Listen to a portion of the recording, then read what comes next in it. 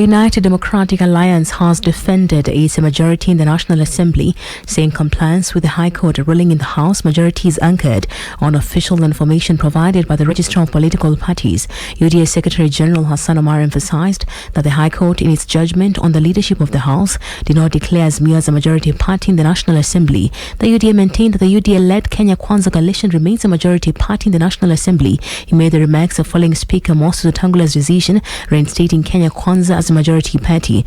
Omar further noted that public available information from the Registrar of Political Parties confirms that as of February 11, 2025, Kenya Kwanza has 165 members, while Azimio has 154. In its February 7th ruling, the High Court said Speaker Wetangula erred in declaring Kenya Kwanza the majority following post-elections defections. Pearl Newsbeat.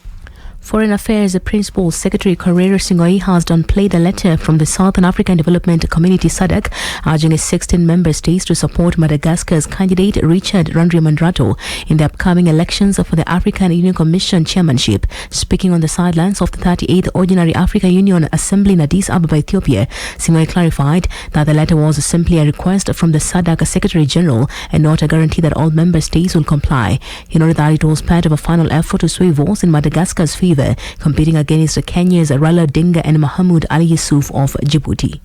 This is the turn of a member of the Eastern region to be elected to chair the AU Commission. So from a technical standpoint, I think Madagascar should not be on the ballot with regard to the Eastern region, because if it was a turn of the Southern region, they could still contest. It gives them an unfavorable advantage.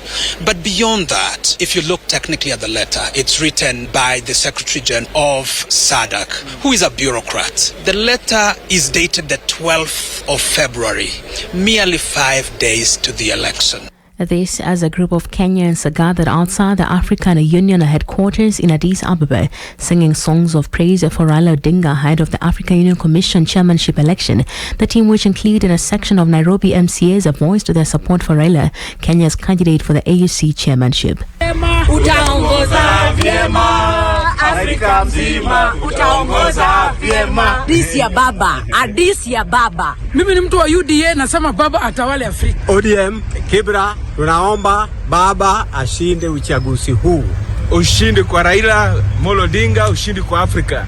Several Kenyan leaders, including MPs, governors and senators, have travelled to Addis Ababa to offer Raila Odinga moral support as heads of state prepare to elect the next AU Commission chair. Raila is vying for the position and needs the backing of 2/3 of the 55 AU member states, equating to 33 votes to succeed Charles Musa Faki and take on the significant role of leading change in Africa. This year's AUC election in Addis Ababa will see three top contenders: Raila, Djibouti's Mohamed Ali Yusuf and Madagascar's Richard Randriamandrato, all competing for the prestigious chairmanship. Pearl Newsbeat. President William Ruto has criticized global trading rating agencies, accusing them of hindering Africa's economic growth by misjudging the continent's situation. Speaking at a high-level presidential breakfast dialogue in Addis Ababa, Ruto claimed these agencies produce inaccurate ratings based on outdated models, leading to exaggerated risk, higher borrowing cost, and a lack of investment. He called the agencies biased and said their actions have cost Africa 10 trillion Kenya shillings and missed investment opportunities.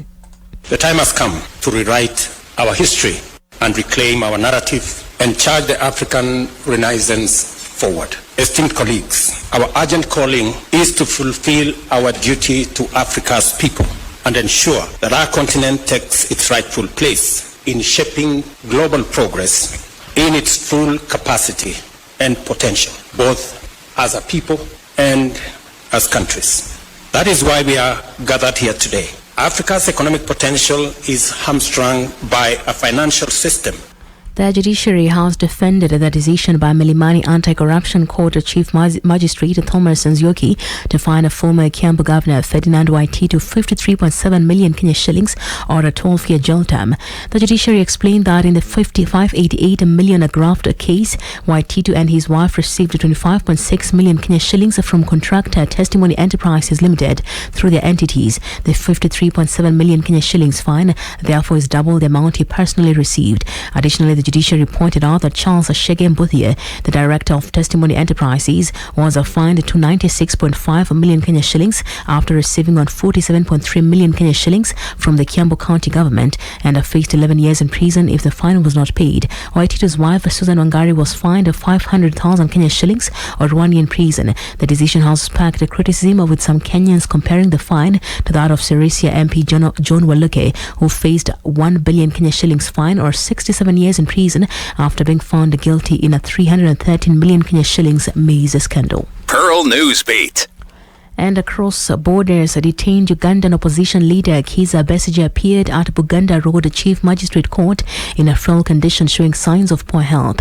His lawyers, led by Arias Lukwago, requested the proceedings be halted, citing concerns over Besigye's well-being and the potential violation of his human rights. Despite a Supreme Court ruling holding civilian trials and military courts, Besigye remains on remand, facing court-martial charges, including illegal possession of firearms and treachery.